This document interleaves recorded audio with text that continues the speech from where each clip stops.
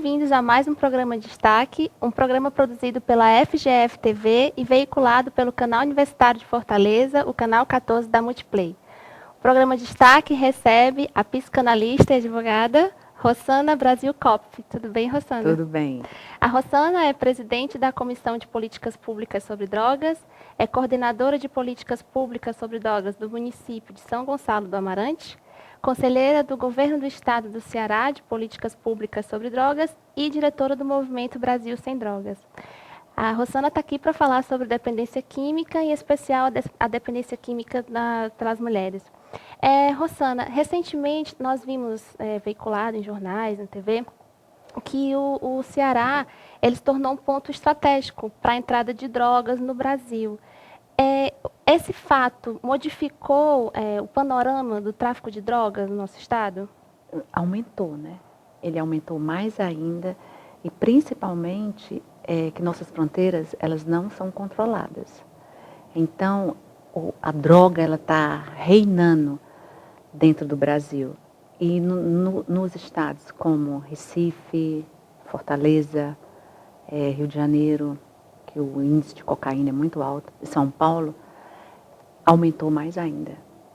E quando você fala de droga, eu falo de drogas também pesadas, como as metafetaminas, que já estão chegando. Já chegaram em São Paulo e estão chegando também no estado do Ceará. E como é que está o quadro de dependência química no estado do Ceará? Nós estamos, pela Fundação Fiocruz, no 4º lugar. Porque o estado do Ceará, o crack, tem um império muito grande. O crack, eu não sei se você sabe que em primeiro lugar no mundo, o Brasil está campeão no crack. E em segundo lugar, na cocaína. Então, o que acontece? Que a partir do momento que o estado do Ceará não existe políticas públicas eficazes para combater o tráfico e para a prevenção, a situação vai aumentar mais ainda. A gente vê, tem um espaço, algumas áreas aqui na cidade de Fortaleza, em que você percebe essa, vamos dizer assim, degradação, né? Mas essa degradação, esse império reinante do crack, ele existe em todas as classes sociais, A até a Z. As pessoas sempre dizem, porque o crack ele não atinge a classe A e B. Atinge sim, você anda no Meireles, você anda na Aldeota. Eu moro no Meireles, eu moro entre duas, entre aspas, porque a gente não pode mais hoje em dia dizer favelas, comunidades, das quais o crack está no império, como a cocaína também. Então, essa coisa de classe social, cor, não. O branco, o preto, o pobre, o rico, estão usando droga sim. E as mulheres também. As mulheres, elas estão entrando num processo dentro do estado do Ceará, pelo fato do álcool ser muito banalizado, que a droga também, o crack também está reinando com as mulheres. Simplesmente você vê hoje em dia a banalização do álcool. Hoje, as mulheres estão bebendo mais que os homens. E estão achando natural beber mais que os homens. Né? Porque é aquela competição. Quem bebe mais. Né? E a competição da liberdade. Eu sou uma mulher livre, então eu posso beber. Enquanto na realidade não é nada disso, né? Você tem que ter controle naquilo que você faz. E as mulheres, hoje em dia, elas estão perdendo o controle na bebida. E isso eu digo sempre, as mulheres estão bebendo mais que os homens. Aí alguma pessoa me diz, mas é claro, tem mais mulheres do que homens. Não tem não, porque as mulheres estão bebendo mais que os homens. Só que a aceitação da mulher é difícil. A mulher não aceita que é um alcoólatra. A mulher não aceita que é uma dependente química. Então, para o homem é mais fácil até ele dizer, eu bebo e bebo todo dia. A mulher não. Eu bebo todos os dias, mas eu não sou alcoólatra. Eu sou alcoolista. Existe essa negação na mulher. Muito. A questão do desenvolvimento econômico de uma região, por exemplo, como São Gonçalo do Amarante. que você trabalha lá, ela mudou, trouxe modificações em relação tanto ao tráfico quanto em relação à dependência? Mudou muito. São Gonçalo, hoje em dia, é como a cidade de Fortaleza. Impera o tráfico, impera a droga e principalmente para as crianças. Os jovens, eles estão muito vulneráveis. Existem localidades dentro do município que as crianças já estão na droga. Eu tive, ano passado, um projeto com o pessoal da limpeza e eu tive que internar 63 pessoas. Logicamente, dentro dessas 63, tinham usuários de crack e usuário do álcool. Mas é um município como Fortaleza, que todos os municípios dentro do estado do Ceará estão sofrendo com essa problemática das drogas. Por quê? Porque não se investe em políticas públicas. Os prefeitos de 184 municípios, para você ter uma ideia, nós temos 184 municípios, nós só temos 43 COMAD. O que é o COMAD? São os Conselhos Municipais de Políticas Públicas sobre Drogas. Só temos 43 de 184 municípios. Nós só temos 15 dentro do estado do Ceará, coordenadorias de políticas públicas. Os prefeitos, eles não têm esse interesse. Eles têm interesse, sim, nas épocas das eleições. Fora isso, eles não têm esse interesse, não. Na época de eleição, corre gente para todo lado. Corre sim. Buscando apoio, né? E a droga vai ser a palavra-chave. É complicado ver as crianças. As crianças, né? Eu tenho crianças aqui dentro, ali na favela da Draga, com 6 anos de idade, ela já está no crack. 6 anos. Também um senhor de 78 anos que já está no crack. Porque o tráfico, ele está no império. Ele simplesmente, uma pessoa de 78 anos que tem 3 filhos na dependência do crack, esse senhor chegou para mim e disse: doutora, eu estou curiosa e eu vou fumar. Eu digo: o senhor vai ficar dependente. Não, eu não vou, não. Ele fumou, ele está dependente. Conseguiu internação com ele em Maranguape. Porque fumou uma vez, eu sempre digo, morreu Maria Preá. Não tem jeito. E uma criança de 6 anos, onde o pai é no tráfico, a mãe é no tráfico, os avós são no tráfico, a família vive do tráfico. Logicamente que essa criança vai ser traficante. E a criança usa, porque ela vê os pais usando. Acha normal, né? Acha normal, banalizou. A droga está banalizada, como o álcool. E hoje em dia se fala muito na legalização da maconha. Né? O que acontece? Se legalizar a maconha, logicamente, no futuro vão legalizar outras drogas, como a cocaína, como LSD, como êxtase, que os jovens hoje em dia vão para as festas raves e vê isso na normalidade muito grande. De tomar o seu êxtase, 1 ou 2 êxtase e ficarem muito loucos. Né? Então, a banalização ela vai gerar a partir do momento que a maconha for legalizada. Se você também me perguntar, a maconha ela tem hoje em dia muita dificuldade para a medicação, né? Existe o canabidiol, aonde realmente estão pesquisando para salvar vidas. Mas o que acontece? As pessoas confundem. As pessoas confundem o uso medicinal da maconha com o uso recreativo. O que eles querem? Eles querem o uso recreativo. Mas hoje em dia eu já vejo o uso recreativo em todos os lugares. Porque não existe policiamento. A maconha virou uma banalização. Você não consegue, por exemplo, em uma passeata para uma passeata de paz. Eu vou te dar um exemplo. Uma passeata de paz, no movimento ativista da paz, você não consegue colocar 3.000 pessoas, 2.000 pessoas na rua. O movimento a maconha, eles conseguem. Aconteceu porque recente. São os jovens, aconteceu recente. Porque os jovens, os pais, eles perderam o controle da situação. Aí não existe também a classe social. Os ricos, eles banalizaram, eles estão conjugando o verbo ter sempre. O ser, eles estão deixando de lado. As crianças, eles deixaram de lado. E isso é uma dificuldade que a gente vê no nosso dia a dia. É muito complicado. Existe uma diferença entre, você falou que, por exemplo, São Gonçalo é como Fortaleza, não tanto tráfego como, mas existe uma diferença entre os usuários da capital e do interior? Não, não existe. Não existe essa diferença. O usuário do interior, o usuário do sertão mesmo, como o usuário da capital, todos são iguais. Todos são doentes. Porque a drogadicção, ela é uma doença. Ela é uma doença, ela é incurável, ela é progressiva, ela é fatal. Então, todos eles, nesse tripé, sertão, interior e capital, nesse tripé, todos usam da mesma maneira.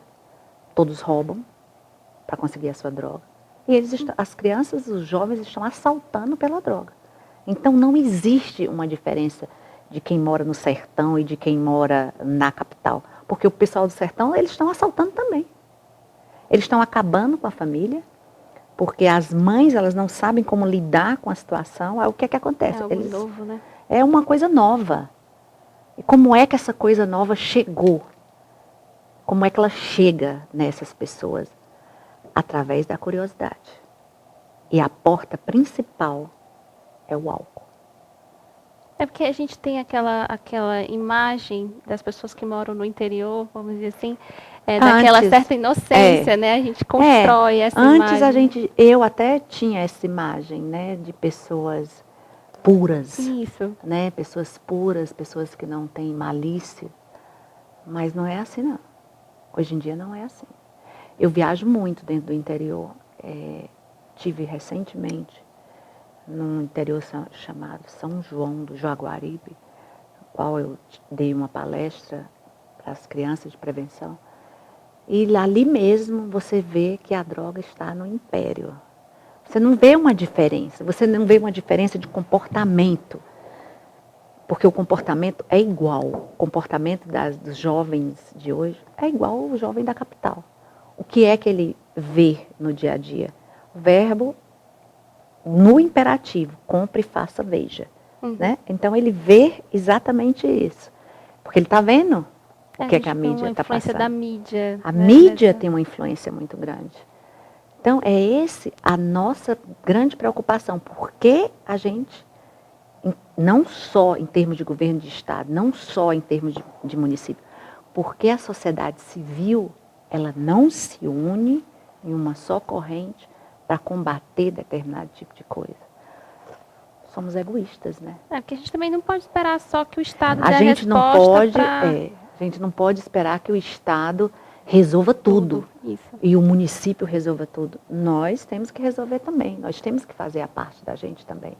Então, é uma cobrança muito grande das pessoas quando elas dizem o Estado não está fazendo nada.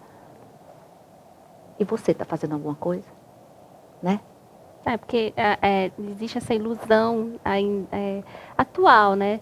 De que a escola que vai resolver todos os problemas relacionados à educação, porque os pais não têm tempo. Então, deixam muito a educação por parte do Estado, dos professores, e isso vai trazendo essas consequências. Isso eu sempre digo, olha, eu dou na faixa de 4 palestras por semana. Eu sempre digo que os professores, eles não têm a obrigação de educar ninguém, não. Eles têm a obrigação de passar informação. Os alunos, eles vão para a sala de aula, eles vão com obrigação e com direito de aprender. Mas a educação vem do berço. A educação vem de casa. E isso eu cobro demais dentro de uma sala de aula. Se um aluno fala, eu digo, cale sua boca. Aqui quem está falando sou eu. Por quê? Porque eu vejo a limitação dos alunos dentro de uma sala de aula. Eles são mal educados. E muitos professores hoje em dia estão na taxa preta, nervosos, angustiados, depressivos, porque eles não conseguem suprir a frustração do não educar. Eles não estão conseguindo educar, porque o aluno tem todo o direito de bater num professor. O aluno tem direito de usar celular dentro de uma sala de aula, que eu já acho isso um absurdo. O aluno tem direito de ficar fofocando com o outro, nhenhenhê, nhenhanhá, E isso daí o professor tem que aguentar. E tem professores que eles, no início, eles vão dar aula mesmo com amor. E o amor, ele desaba. Porque eles não conseguem. O trabalho psicológico é tão grande em cima deles que eles não têm força para reagir. Por que eles não têm essa força para reagir? Porque as crianças não têm educação em casa. Então, o conflito é gerado diretamente. O professor, ele não pode mandar um aluno para fora de aula, porque no outro dia o pai vem e vai na diretoria e briga. A educação simplesmente também, ela é feita para sair de casa e não para a escola, para as universidades.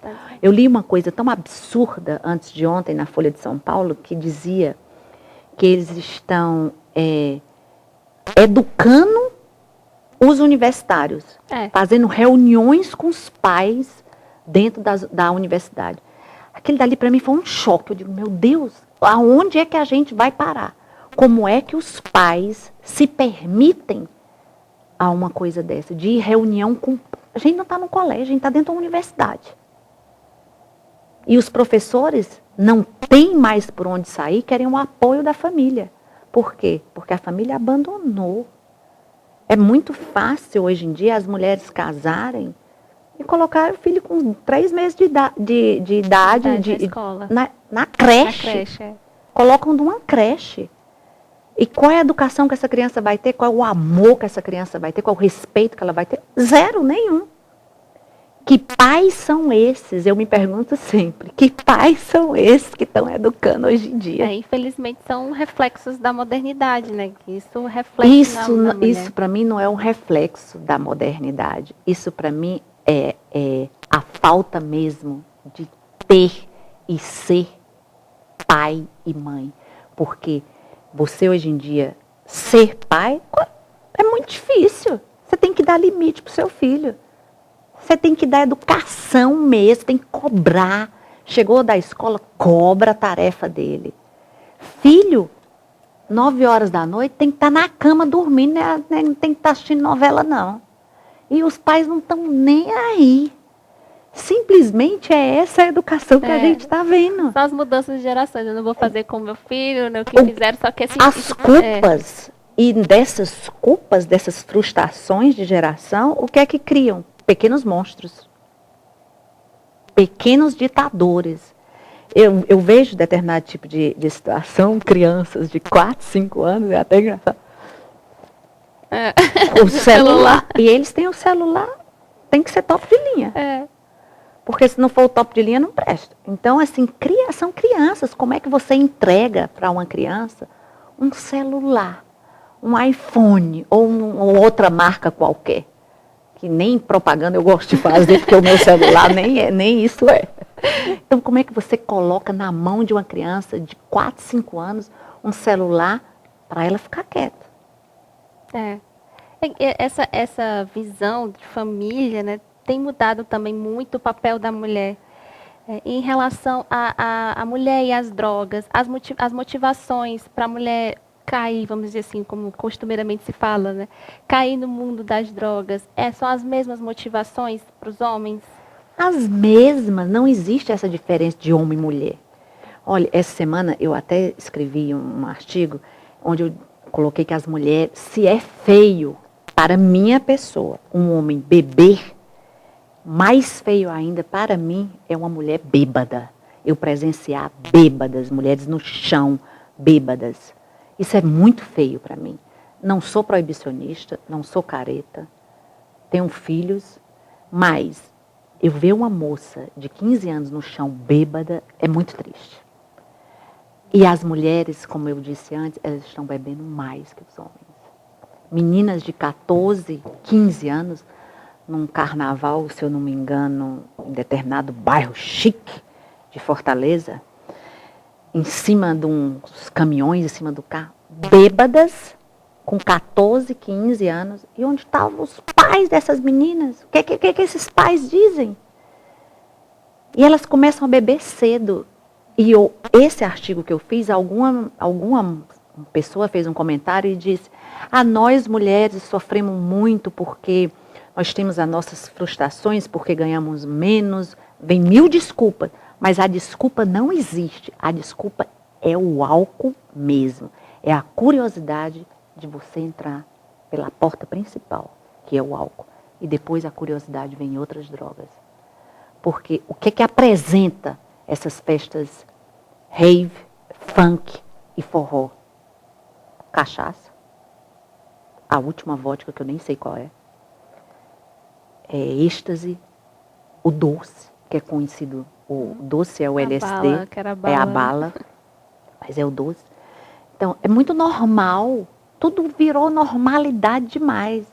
E então os pais dessas meninas, as meninas hoje em dia, com 12 anos, elas estão fazendo sexo. Elas esqueceram que a AIDS está também crescendo. Né? As doenças TSD também, a cada dia que passa, estão crescendo. Então, elas não estão nem um pouco preocupadas. As mães dessas meninas, elas não têm preocupação. Eu não sei que mundo é que elas vivem. E também nem quero saber. Porque o meu mundo vai continuar sendo outro. Sem proibicionismo e sempre com conversa. O que acontece? Os pais, eles não conversam com os filhos. Eles não falam de drogas, eles não falam de sexo. Eles não se falam, eles usam o celular para se falar. Você chega dentro de um restaurante hoje, que é uma coisa que eu observo muito, são casais que não se falam, eles estão no celular. Eles estão vendo o que está acontecendo na mídia. E famílias que se reúnem, eu tirei até uma foto uma vez de 6 pessoas e todos os 6 estavam no celular. Como é que é a visão da sociedade por essa mulher que é usuária?